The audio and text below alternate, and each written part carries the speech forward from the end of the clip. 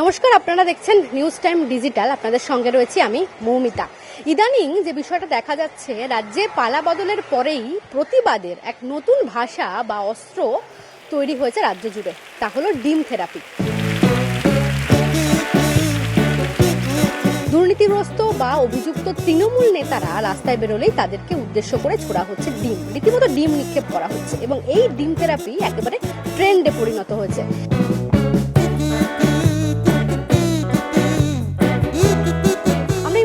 শিয়ালদা ডিম পট্টিতে, এবং সেখানেও যেটা দেখা যাচ্ছে যে সমস্ত ব্যবসায়ীরা রয়েছেন তারা কিন্তু রীতিমতো জানাচ্ছেন যে এই ডিম থেরাপির কারণে ডিমের চাহিদা বেশ কিছুটা হলেও বেড়েছে।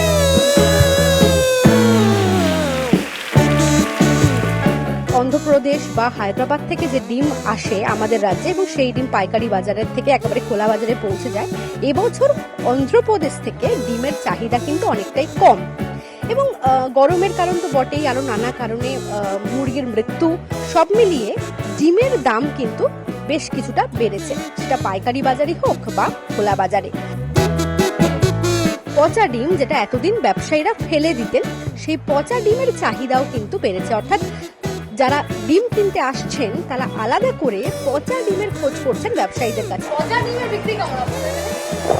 ওই তো বললাম তো 10 টাকা কার্টুন, 30 কার্টুন নিলে 10 টাকা। পচা ডিমের একটা, ওইটা জাস্ট একটা হাওয়া, এটা কোনো জাস্ট একটা টেম্পোরারি ট্রেন্ডিং চলছে।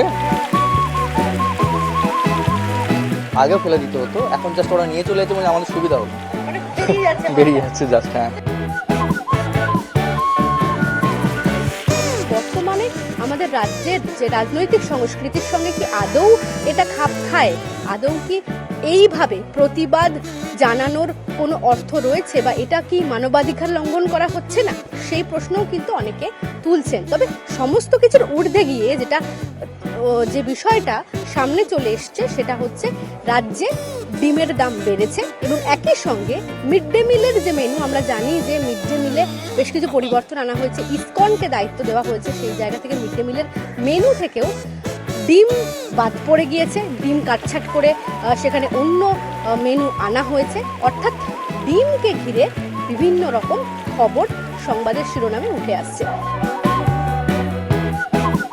এখন দেখার এই ডিম থেরাপি ট্রেন্ড কতদিন চলে এবং ডিমের দাম কতদিনে একেবারে স্বাভাবিক দামে ফিরে আসে, বা সাধারণত যে দামে ডিম বিক্রি হতো, যে দামটা কিছুটা হলেও বেড়েছে, সেই দাম বৃদ্ধি কতটা নিয়ন্ত্রণে আনা যায় সেটাই এখন দেখার।